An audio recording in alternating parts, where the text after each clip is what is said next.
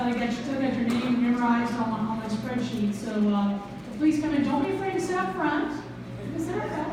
So I know some are saying they're sitting closer to the buffet, but we'll be right over here. Don't let her talk. Yeah, again, welcome. So good to see you. And without further ado, I'm going to introduce to you Victoria Kingsland, who is the manager here at Central, just to give you a few words of welcome. I'm Victoria Kingsland. I'm the manager here at Central DeKalb Senior Center, and I want to welcome you to Central DeKalb. I think a couple of you have been here before. I saw a few familiar faces. But I'm thrilled and honored to have you here at Central DeKalb. And a few people in the room know that my background is literacy. And I was the executive director for years of Literacy Volunteers in Metropolitan Atlanta, the largest volunteer literacy organization in the state of Georgia, until the merger with Literacy Action, whose focus was different. But so there's a desperate need throughout Metro Atlanta and in DeKalb County for literacy tutoring.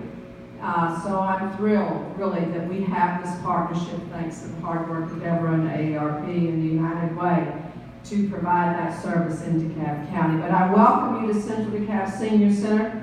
We are a senior center that serves DeKalb County residents 62 years of age and older, active and independent people. Most of all, everybody's still in their homes. We are a little different than the other senior centers because it has to do with where we're located. We got folks demanding academics in here. So we teach French, philosophy, ethics. We teach astronomy. We do classes on the assassination of John Kennedy, Martin Luther King. We do class. We've got a new one coming up next week, as a matter of fact, on feminism and the role of women in American history in the 40s, which is very interesting. So that's kind of who we are. We're a little different, but we invite you to come back. If you live in DeKalb County, if you're 62 years of age and older, we'd love to have you here, and I'd be honored to take you on a tour and let you know what we're doing. But anyway, I welcome you to Central DeKalb, and I'm very grateful for this partnership. Thank you. I will say that we are 50 plus, because that was your requirement to be a tutor.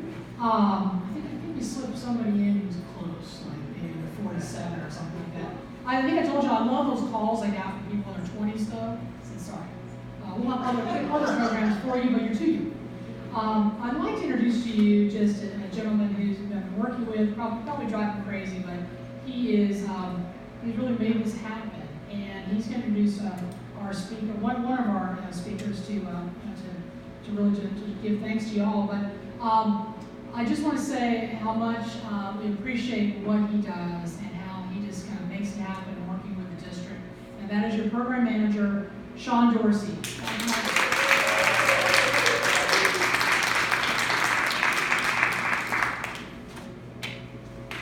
Hello, everybody.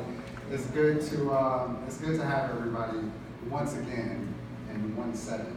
I promise this won't be 2 days of 8-hour training. We're going to serve some good food, and really we just wanted to take this time to say thank you. Before I introduce our distinguished guest, I wanted to tell you that it takes a village, and I want you to look around because you are that village.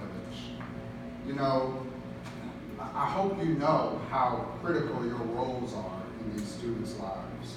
It's absolutely critical. We've heard the statistics over and over again. We made sure you heard the statistics, especially in training, of students and their futures, especially those that aren't reading at grade level once they're out of 3rd grade.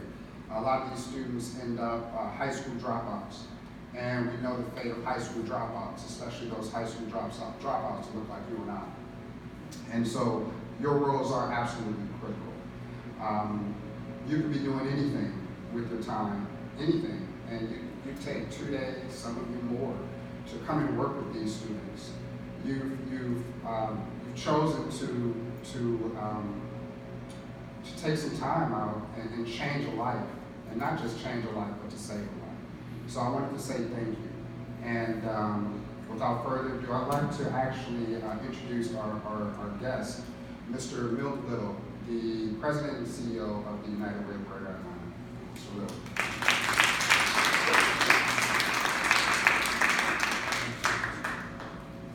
Good afternoon, everyone. It is a pleasure to be here. I'm going to speak just a couple of minutes, but I want to start with a story. I was 9 years old and was asked to take a document across the street to the Smith's house. Mrs. Smith wasn't there, but Mr. Smith was. I'd known Mr. Smith all my life. A tall, proud man, worked hard every day, raised a whole family, and just a good, decent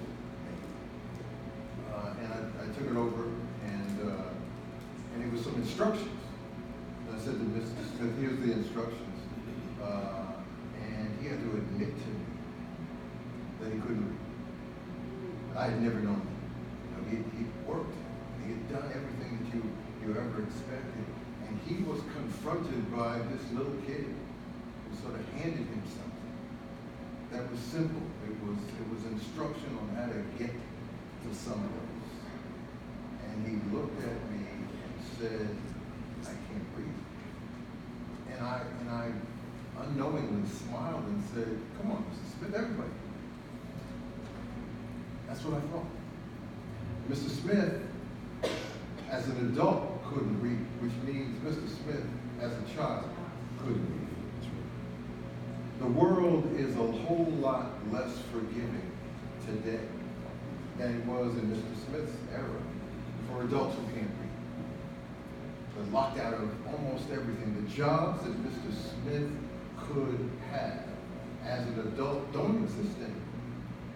So I don't know what Mr. Smith would do today if he were in the situation that he was in. And here I was as a kid, and thinking everybody could read. Before I ever got a passport from the United States, I had traveled all over the world by reading. Before I got a passport, I had traveled time. I had gone through history. I had seen the future because of what was written on the page. And I took for granted that everybody could do that. You have the opportunity to give each one of these young people the passport that they need to life. To be able to do the things that you and I have taken for granted.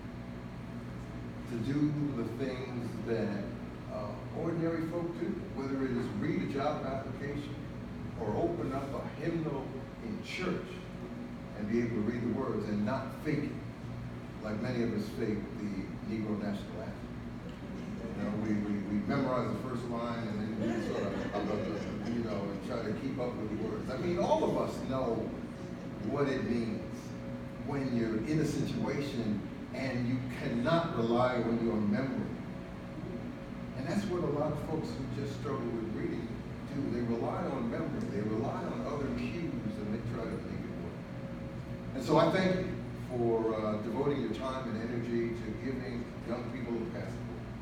The most essential passport that they need for a future that ought to be theirs. A future in which they and their families can thrive.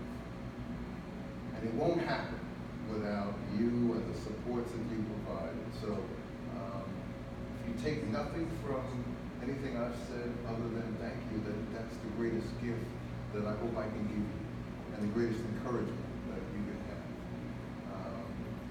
And the best encouragement you will get is the thanks that you get from those young people, the smiles you get, the doors that you open, the opportunities that they have to now be proud to go to school and not feel ashamed because they can't keep up with other kids. A passport to life is what you have in your hands, in your minds, and in your hearts to give. And there are no better people to do it than you. So thank you all very much.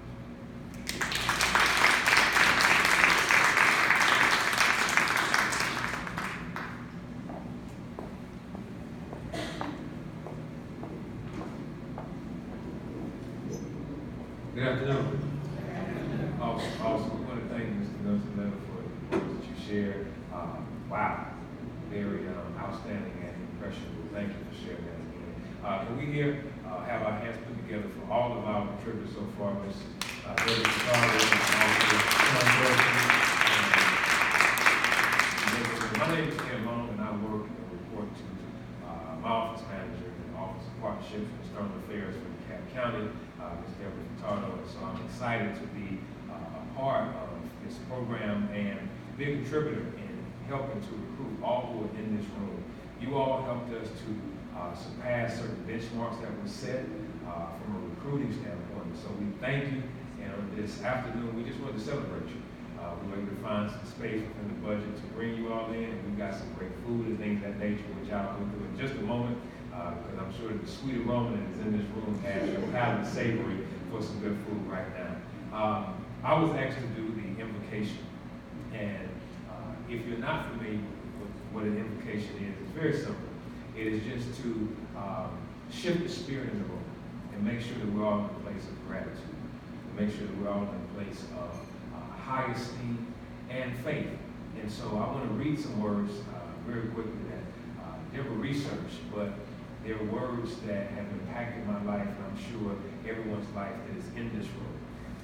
Dr. Martin Luther King, if you are not familiar with him, I'm going to really challenge some things in your life right now, but I believe most of us are familiar with him and his life and his impact. His last message that he spoke at the church that he pastored, which was Ebenezer, on the east side of Atlanta, was on February 4th, 1968. And the sermon was called The Drum Major Instinct. And this was a message that really shifted culture in that time, and it's still reverberating now. I want to read it with you. He based it out of the book of Mark, chapter 10, verse 43 in the Bible. It states, "Whoever wants to be great amongst you must be willing to be your servant." And so Dr. King stated, if you want to be important, that's wonderful. If you want to be recognized, that too is wonderful. If you want to be great, my brothers and sisters, that's wonderful. But recognize that he who is great among you must first be your servant.